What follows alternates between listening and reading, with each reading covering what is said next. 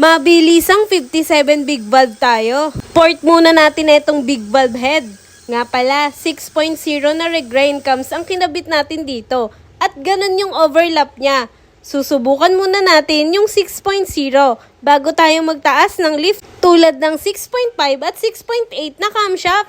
57mm piston ang gamit natin dito. Bali, nagkamali kasi yung marking namin ng exhaust.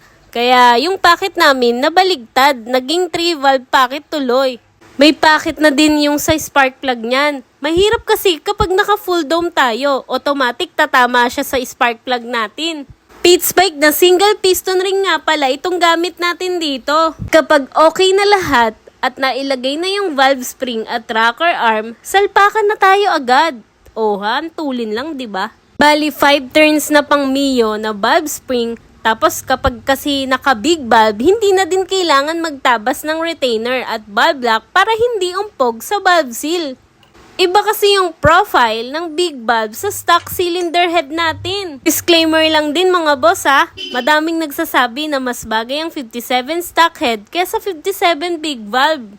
Kumbaga, ako kasi gusto ko 57 black, 28, 24 na big valve ang ginamit ko.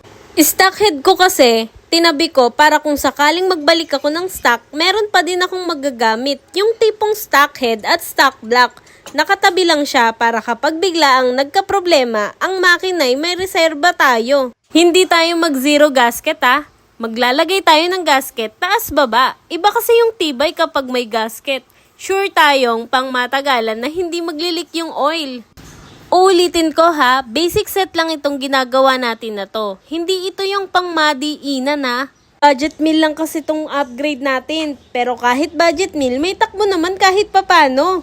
Pansin nyo, naka-assemble agad yung head natin.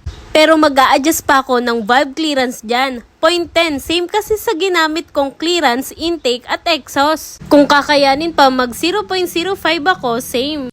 Susukatin pa kung uubra siya. Hindi kasi pwede yung basta-basta natin isasagad yung clearance ng valve, lalo na't hindi naman tayo expert. Tamang DIY lang tayo dito. Hindi nga natin alam na kailangan ng buret para masukat yung tamang compression ratio eh. Hindi din natin alam na kailangan ng dial gauge at degree wheel para makuha yung tamang top dead center at tamang duration ng cams.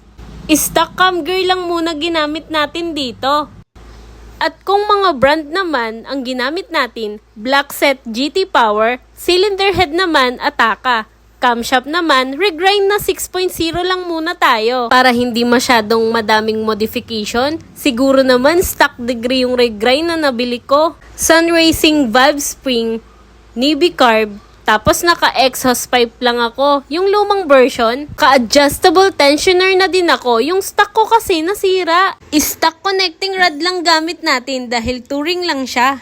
Yung manifold natin dito ay stock lang din kasi bolt type yung carb na gamit ko. Pinort ko lang yung manifold natin para medyo gumanda yung flow ng gas papuntang chamber. May mga video na nga pala ako kung paano magtono ng carb. Pwede nyo siya sundan or pwede din kayo manood ng iba pang video para mas matuto kayo. Hindi naman kasi ako expert. Huwag kayong matakot mag-DIY guys para make sure nyo lang na walang tornilyong magkukulang at sa sobra magiging okay yan. Ganun-ganun lang naka-big valve na agad tayo. Pero syempre, lagi nyong tandaan, kung cast piston o yung kasama sa block na budget meal yung gagamitin nyo, huwag kayong mag-high compression basta-basta.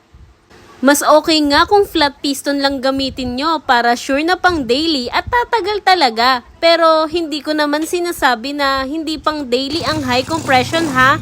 Kung forged piston gamit nyo, ayun yung maganda sa high compression. Pagkatapos namin paandarin at ihataw-hataw, spark plug reading na tayo. Kung medyo mainit eh. Yan. Kung titingnan nyo, ayan. Medyo yung ano niya, sunog niya. Ayan. Medyo lean ng konti, no? Adjust na lang tayo. Tapos, meron nga pala tayong washer na kinabit ito para hindi tumama yung ano niya,